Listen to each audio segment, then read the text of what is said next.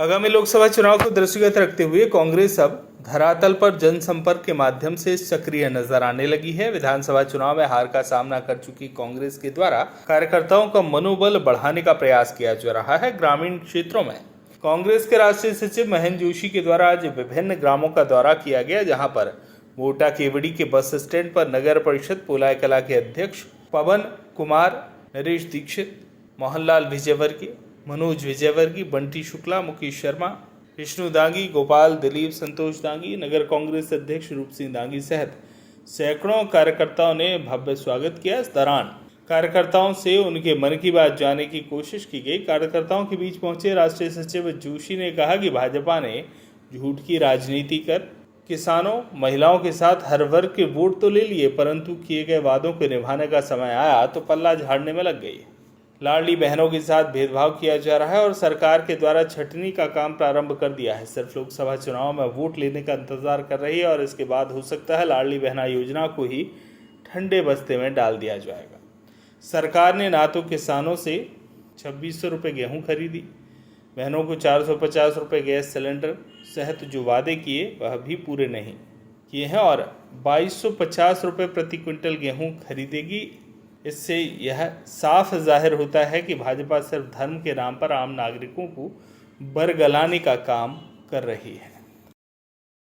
मेरा ऐसा मानना है कि हर हार और जीत दोनों कुछ न कुछ सबक देती है।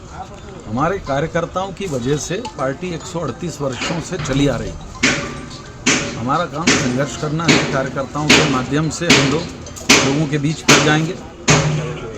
हार हो गई, हमारी उम्मीद नहीं थी। सब कार्यकर्ता से लेकर के आम लोग जिन्होंने वोट दिया वो भी इस बात को लेकर अचंभित है, लेकिन अब ठीक है, लोकतंत्र में फैसले स्वीकार किए जाते हैं।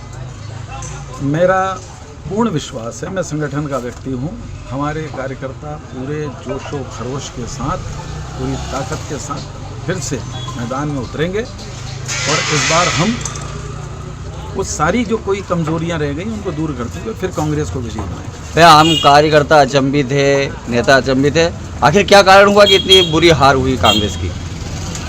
देखिए, सच बात तो ये है कि जीत के कई सिर होते हैं जो मुकुट पहनने को तैयार होते हैं।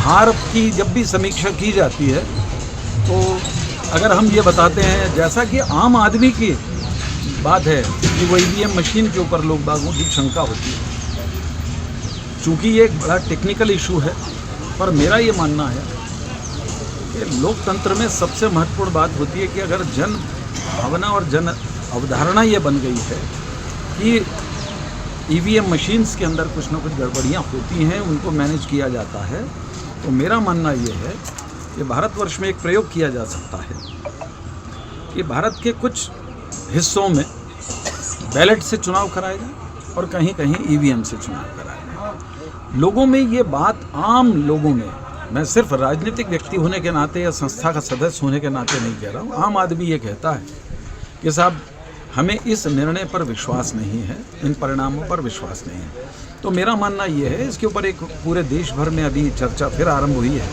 लेकिन दो बातें कही जा रही हैं कि इसको कांग्रेस लाई थी तो वो बात सही है, लेकिन सवाल ये है कि किसी भी चीज़ में गड़बड़ी होने के लिए कोई अलग से मुहूर्त थोड़ी निकालना पड़ता है।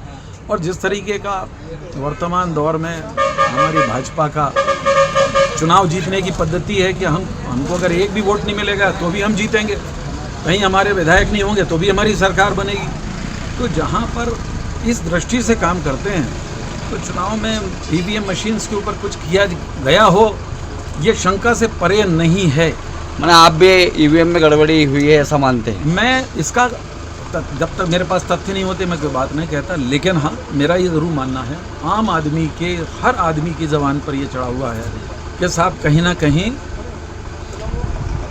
मशीन की कुछ ना कुछ कारस्तानी है, जिसकी वजह से इतनी बड़ी संख्या में लोग चुनाव हारे। तो फिर भैया जनता को साथ लेके कांग्रेस कड़े कदम क्यों नहीं उठा पा रही है? उठा रही है। आपने देखा होगा दिग्विजय सिंह जी ने अभी इसके ऊपर अपना एक वीडियो ऑडियो डेमोन्स्ट्रेशन भी दिया है। कांग्रेस पार्टी, मेरी जानकारी के मुताबिक बड़े स्तर पर इन सारी चीज़ों को, सैम पित्रोदा जी ने भी इसके ऊपर एक इंटरव्यू दिया है, बात कही है, चुनाव आयोग के समक्ष रखा है और सिटीजन्स फोरम ने भी रखा है।